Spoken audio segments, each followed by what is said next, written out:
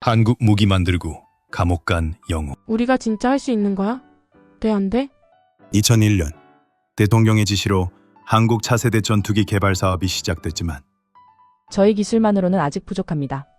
라며 미국의 기술 거부로 프로젝트가 실패할 위기에 놓이게 됨. 여기서부터 상황이 완전히 꼬이기 시작합니다. 전투기 개발에서 가장 중요한 기술 중 하나가 바로 비행 제어 시스템이거든요. 쉽게 말해 조종사가 스틱을 움직이면 전투기가 어떻게 반응할지를 계산하는 두뇌 같은 시스템입니다. 이게 없으면 전투기는 그냥 거대한 철덩어리에 불과합니다. 당시 한국 개발팀 내부에서도 이런 말이 나왔다고 합니다. 비행 제어 소프트웨어 없이 전투기를 만든다는 건 사실상 불가능합니다. 그래서 한국은 미국의 기술 이전을 요청합니다. 하지만 돌아온 답은 단호했습니다. 이 기술은 절대 이전할 수 없습니다. 미국은 전투기 핵심 기술을 동맹국이라도 쉽게 넘기지 않습니다. 그 이유는 간단합니다. 군사기술은 곧 국가 안보이기 때문입니다. 그 순간 한국 전투기 개발 프로젝트는 사실상 멈춘 상태가 됩니다. 그런데 바로 그때 등장한 사람이 있습니다. 박사님, 도움이 꼭 필요합니다. 조국을 도와주십시오. 이 요청을 받은 사람은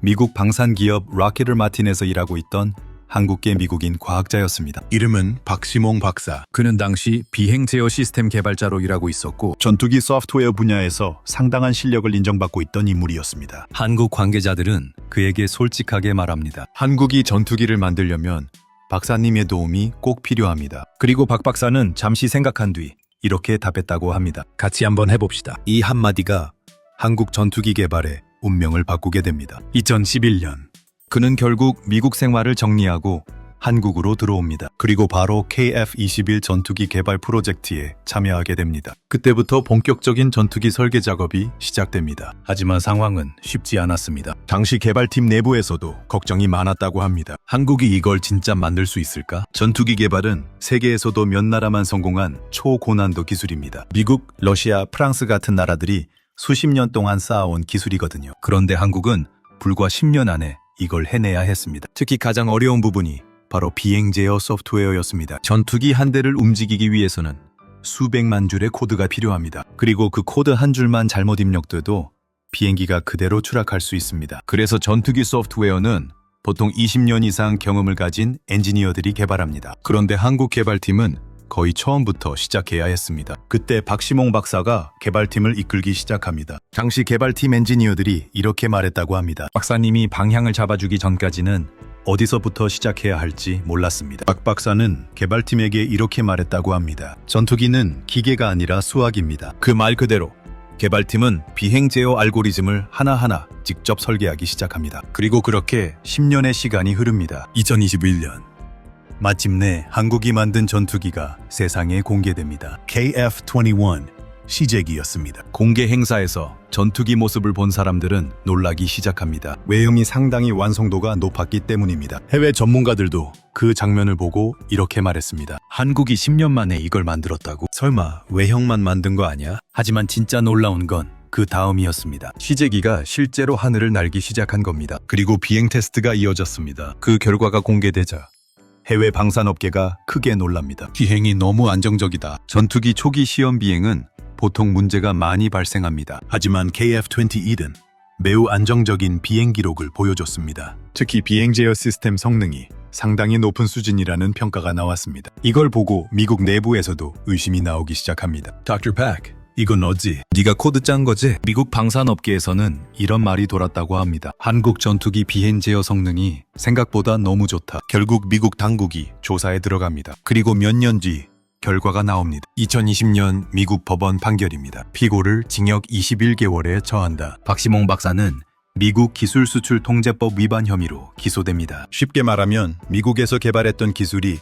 한국 전투기 개발에 사용됐을 가능성이 있다는 이유였습니다. 그렇게 그는 미국 감옥에서 21개월을 보내게 됩니다. 이 사건이 알려지자 한국 인터넷에서도 큰 반응이 나왔습니다. 한국 커뮤니티 베스트 댓글입니다. 좋아요 16,000개. 댓글 나라를 위해 일했는데 결국 감옥까지 갔네. 진짜 영화 같은 이야기다. 좋아요 14,000개.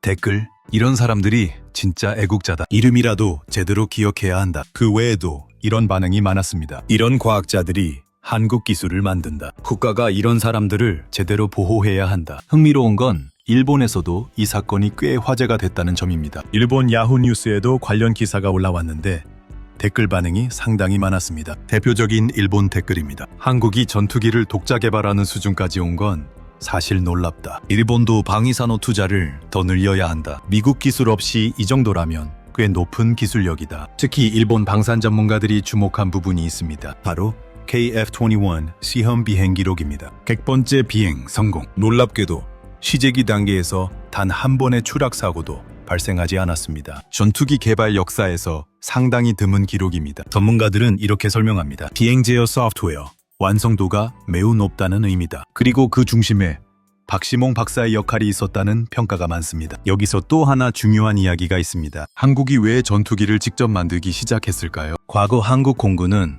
대부분 미국 전투기를 사용했습니다. 하지만 문제는 가격이었습니다. 최신 전투기 한 대 가격이 약 1억 달러 수준이었거든요. 그래서 한국 정부는 이런 결론을 내립니다. 우리 전투기는 우리가 만든다. 이 결정이 바로 KF-21 프로젝트의 시작이었습니다. 현재 KF-21은 양산 준비 단계에 들어가 있습니다. 그리고 수출 가능성도 점점 커지고 있습니다. 동남아시아 국가들이 큰 관심을 보이고 있습니다. 특히 인도네시아, 필리핀, 말레이시아 같은 나라들이 주요 후보로 거론됩니다. 한국 방산 산업이 새로운 시장을 열 가능성이 있다는 이야기입니다. 하지만 많은 사람들은 이런 질문을 합니다. 그 과정에서 희생된 사람들은 어떻게 기억해야 할까? 한국 커뮤니티에서도 이런 댓글이 많았습니다. 진짜 영웅은 뉴스에 안 나온다. 이런 사람들이 역사 속에 묻히는 게 아쉽다. 그리고 많은 전문가들이 이런 말을 합니다. 첨단 기술 경쟁은 결국 사람의 싸움이다. 그리고 그 싸움 속에서 어떤 사람들은 조용히 희생되기도 합니다. 박시몽 박사의 이야기가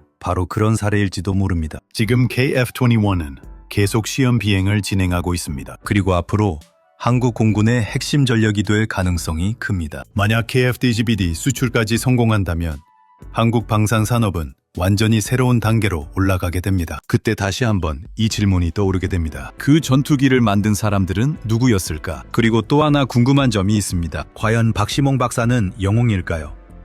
아니면 법을 어긴 과학자일까요? 여러분 생각은 어떠신가요? 그리고 또 하나 질문입니다. 앞으로 한국이 미국 기술 없이도 첨단 무기를 독자 개발할 수 있을까요? 댓글로 여러분 의견을 남겨주세요. 가장 흥미로운 의견은 다음 영상에서 소개해 보겠습니다. 이런 실제 이야기들이 더 궁금하다면 구독과 좋아요도 부탁드립니다.